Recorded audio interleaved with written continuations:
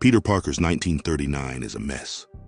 He's a world-famous crime fighter who just saved the multiverse, but none of it helps his real life.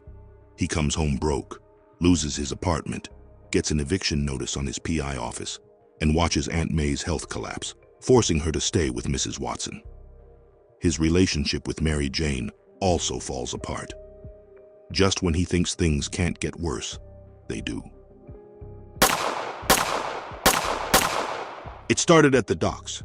The Scorpion Gang was in the middle of a heist, stealing gems and leaving bodies. Peter, as his grim alter ego, Spider-Man, crashed the party. He descended from the shadows, a fedora-topped nightmare in a trench coat, his twin pistols barking fire. The thugs were startled but not scared. Not yet. It's Spider-Man! Kill him! Peter flipped and dodged, the bullets tearing through the air where he'd been a second before. This doesn't have to be a fist fight. I'm not married to a gunfight. If you'd rather take it down a few notches and make it a fist fight, I'd be okay with that. Things are kind of tight at the moment, and bullets aren't cheap. He was outnumbered, and the gang was armed to the teeth. Their leader, a brute in a green mask, rallied them. Don't sweat it, gents. He's only one guy. I get it, times are tough, but turning to crime, stealing a shipment of gems, killing dock workers and guards, what would your mother say? He'd heard the same lecture from every Spider-Man across the multiverse, even the cartoon pig. With great power, there must also come great responsibility. These dead guards hadn't signed up for this. Somebody had to stand up for what was right. The fight was a blur of brutal, close-quarters brawling.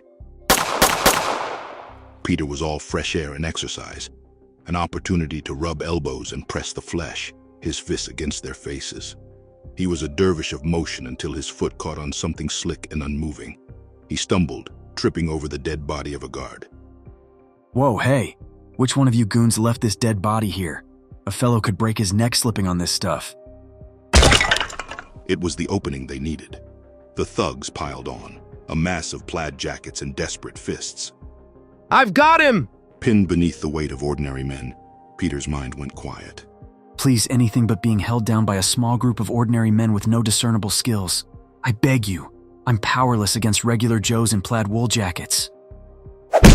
Prize. He exploded upwards, sending bodies flying. I'm actually impervious to plaid. He moved like lightning, a kick here, a throw there. He sent one man flying with a high-fly ball to center field. The remaining stragglers tried to flee, but it was too late. His web line shot out, ensnaring them. Spin a web any size, catch crooks just like flies. A group of wide-eyed kids, drawn by the commotion, watched from the shadows. He hung upside down, silencing the children with a shh. Show's over, kids. Time for bed. The first cop on the scene surveyed the webbed-up, groaning members of the Scorpion Gang. Back in the civilian world, things were just as grim. Peter returned to his office, a roach-infested room above a Chinese restaurant, to find his landlady, Mrs. Wong, waiting for him. She was not pleased. I just came back from a business trip overseas, and I'm a bit strapped for cash at the moment. But I'm waiting on payment from a big client. I'll be swimming in dough in a week or two. 3 tops! She cut him off. You said the same thing 3 weeks ago. No money then, no money now. Friday, no later. I mean it this time. She left in a huff. This was not good. And then she walked through his door. She was a vision in the dim office, a blonde woman with sad eyes. Peter Parker, I'm Gwendolyn Stacy. My friends call me Gwen. Her voice was steady, but her eyes were brittle. I want to hire you to find out who killed my father. Her father was Captain George Stacy. The police were calling it a suicide, or that he was on the take, but she didn't believe it. He'd been pulled from the East River. Daddy worked for the police, but he told me that they were corrupt and not to be trusted. Peter, desperate for a paying gig, took the case.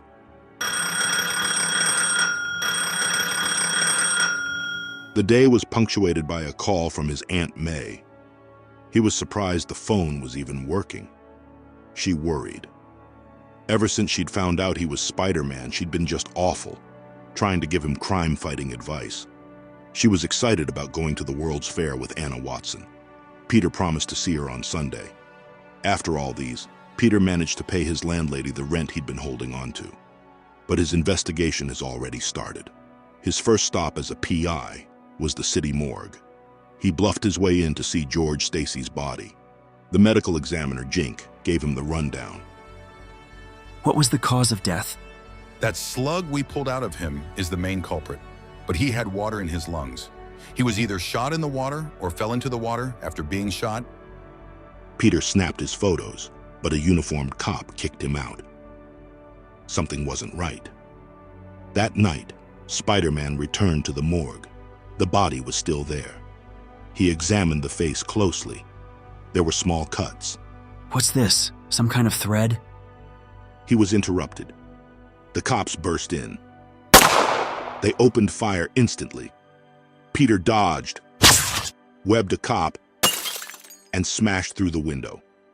After landing on the street below, more cops opened fire.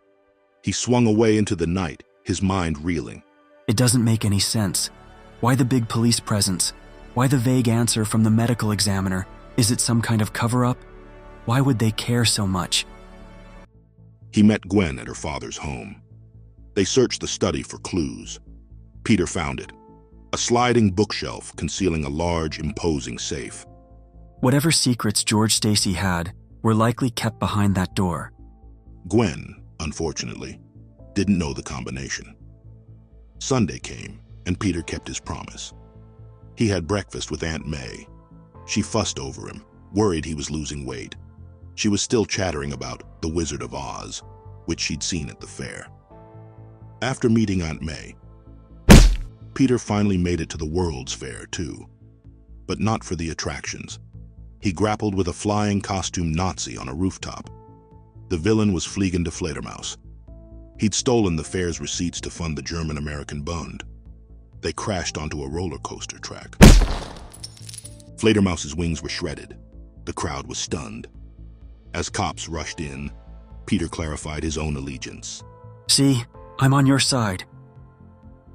He ended the night perched on a gargoyle, counting his reward he got from his luck. $5? The $5 got him a meal at least. He sat in a diner, spreading his evidence, the photos, the thread, on his table. He'd gone through the papers 1,000,000 times, and it all pointed to one thing. He looked at the newspaper clipping. Captain George Stacy killed. Captain Stacy wasn't the man he pretended to be. Peter pieced it together. George Stacy was a member of the Scorpion Gang, and his killer was Spider-Man. That's it for this video, folks. We hope you enjoyed this noir twist on Spider-Man's world.